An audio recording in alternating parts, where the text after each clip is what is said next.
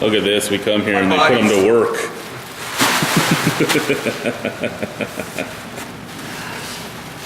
This is the glory right here, isn't it? Oh yeah. This is what it's all about. Looks like work to me. Yeah, but think about what all this is going to turn into. That's really cool. These are each only $20, eh? I got about So you too could buy one of these for $20. Oh wait, does deposit and buy mean the same thing?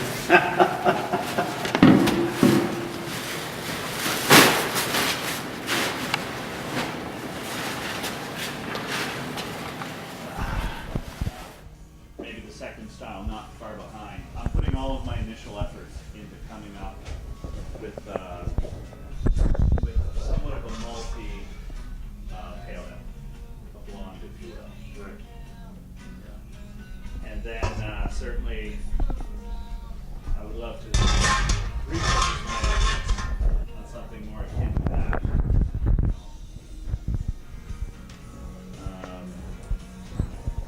You see breweries, you see small scale, medium scale breweries that like to be known for a style, right? For instance, Ouse House in Niagara on the Lake, they're making Belgians and they're doing a really good job at it. And that's what they like to do, and really that's what they enjoy to drink, and their customers appreciate what they're doing. If there's a style that I think I can realistically do that.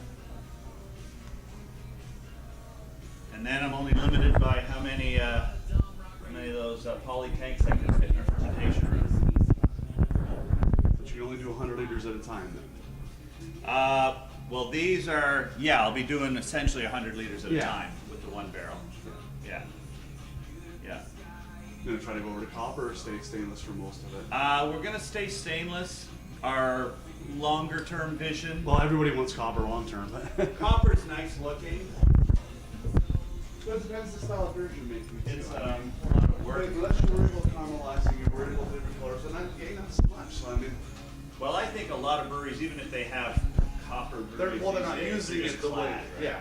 They're just for impression. Maybe some are actually still physically using a pot that's made of copper. Cool and F&M. I would say very, very few. Very few, yeah. I mean, there's reactions there that you may not want. Stainless seems to be the world standard now, and copper clad looks real nice, but you gotta pay attention. Then you gotta clean it. You gotta clean it. And I think we're gonna have enough on my hands here. We do envision we've been looking at bumping up to a 7-barrel down the road and reclaiming a good bit of the space that's out here. We shorter term, we want that to become a bit of our tap room. As I say that, ideally that's what it looks like. It'd be good to have your tap room out there. And Yep, tasting counter, tap room. We like punching holes in walls and stuff around here, so we're gonna do one right out there. And we've just been approved for patio. Nice. That was It'd something. be nice during Heritage Days too, because you get a good crowd here for Heritage Days when they do that. Yeah, we get a couple of summer festivals that are doing fine. Better than they have in years. Yeah, Ridgeway's coming along. Yeah. No, it's a nice little corner, it's a nice It little was small at Ridge town. Fest a few years ago, and it was definitely coming along a lot better. Yeah. Yep, so get the deck going with some ambient music going on out there, a little bit unplugged, and I think this will Make be yourself a a nice Fenian IPA. Fenian Red. I already like the idea. It goes for the neighborhood. We were just discussing that actually. Well, doesn't Clock Tower have the Clock Tower that has Fenian? Well, because the Fenian rates happen I right know. here, so it makes it even better. I know. Just don't want to step on anybody's toes, but yeah, I love the idea of marketing locally, going with like Fenian Red or Fenian Irish. Well, it has to be something Irish anyhow. Either that or Old Milwaukee. oh, you're drinking Old Milwaukee. Yeah, it was an intended joke skit gone awry. Oh yes, the one day. Yeah. Right, never happened. Didn't happen because he liked Old Milwaukee so much he drank it all before we could do it. That's right. You don't have to like Just it, crushed drink it. it. I made love to the Old Milwaukee. Necessity, right? This is Brimstone Brewing, or the future Brimstone Brewing at the Sanctuary Center for the Arts. And we're in the basement of the building. And this is our second video with Albino Rhino beer review. Kind of watching our progress here, chronicling it. So we're a half barrel system, and yet to be pieced together. In fact, I'll be running a good PBW and Star San cycle through it tomorrow if I get this all put together. But yeah, we're going to start out as a half barrel system here. Probably be working on a test batch of a pale ale within the next week. Pretty small space, and our capacity is probably going to be something in a range of 200 to 400 barrels a year. Polyethylene, top of the line polyethylene fermenters. And anything to add at this point, Jay? Ms. Jay? Not at this point, guys. The other Brimstoner? The, Brimstoners, okay, that's cool. Yeah, the only thing, bumping it up fairly soon to hopefully a 1 barrel. Things Yeah. go well. Yeah. So double the capacity. Can I be mentioning brands while you're doing this? Mm-hmm. Yeah. You can do whatever you want to do. A couple of Blickman pots here, I think, we'll replace those. So we'll be able to do 1 barrel batches instead of half barrel batches. Brewing 2-3 days a week. Au moins, hopefully more.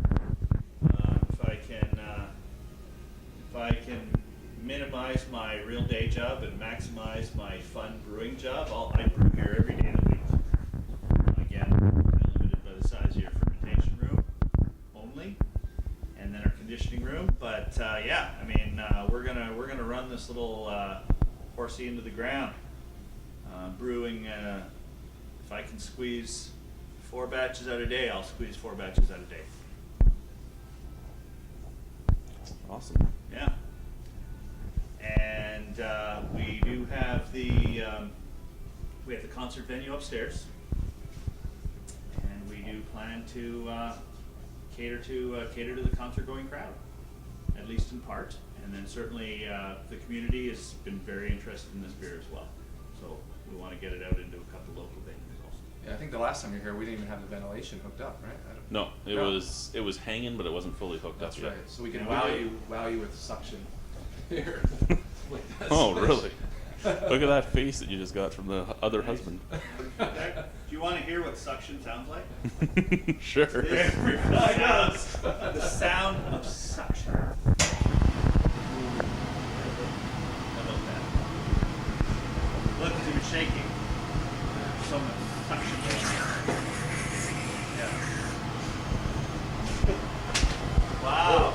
So we should be vacuum cleaner salesmen. Okay. So you just witnessed Brimstone suction. That doesn't necessarily mean they suck, it just means that. Do you want to smell gas? That's like, Have you been to any of our reviews? Oh, yeah. Not the way you want to go. I can help you out if you want to I smell was going to gas. say you don't want to, yeah. go pass. So we've been piecing things together since you were last here. So last time we could barely even get into this room because there was so much stuff just kind of strewn about. Your backsplash is up. The backsplash is up. You know, it's Whiteboards. The pegboards are up. Yeah, we've got workstations, A yeast fridge. a yeast fridge.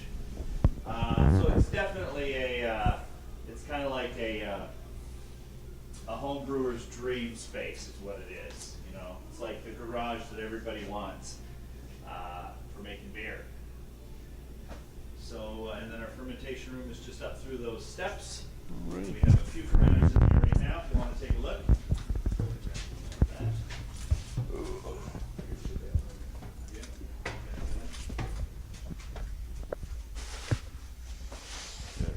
This is the space we've ignored a little bit so far. We have a few of these polyethylene fermenters. I have to doctor up later today. I'll be drilling into one of these for a sample grant. But we've got some smaller ones back in here. This room is going to be completely filled with fermenters, which are mobile on casters, and it's spray foam insulated, so fairly temperature controlled.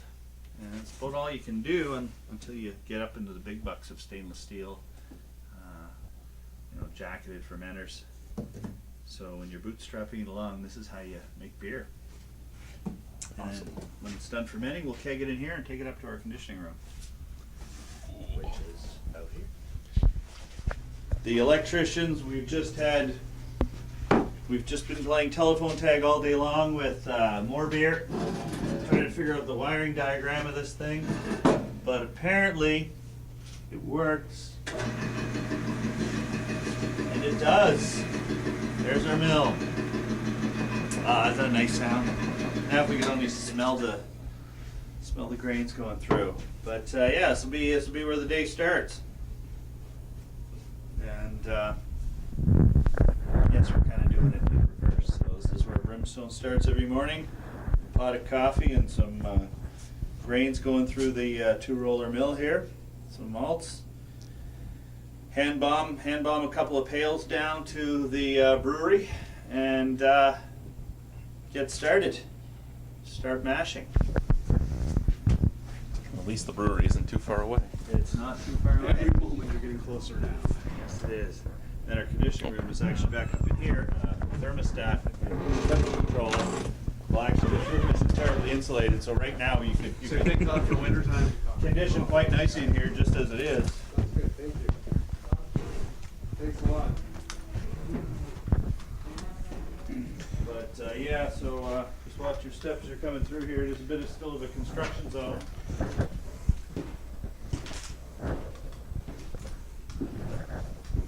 And we will ultimately condition right in here. We're going to spray foam insulate this room as well. Here's where we're popping through our 24,000 BTU air conditioner with the CoolBot.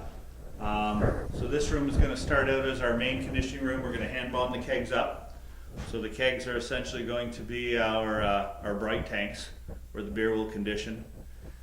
And then we will be tapping them into our live concert venue. And then this wall, once we expand a little bit, this wall will come out, and we've got maybe another third of the size of this room beyond there for an expanded conditioning room.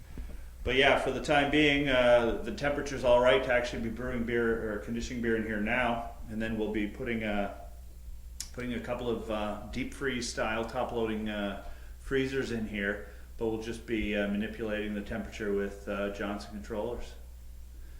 So that's how we're starting out. And so eventually we'll be doing the glycol deck, and we'll have the jacketed bright tanks in those rooms over there. But initially we won't. So initially we're using the corny kegs as our bright tanks and our serving vessels, and we're just hand bombing them around.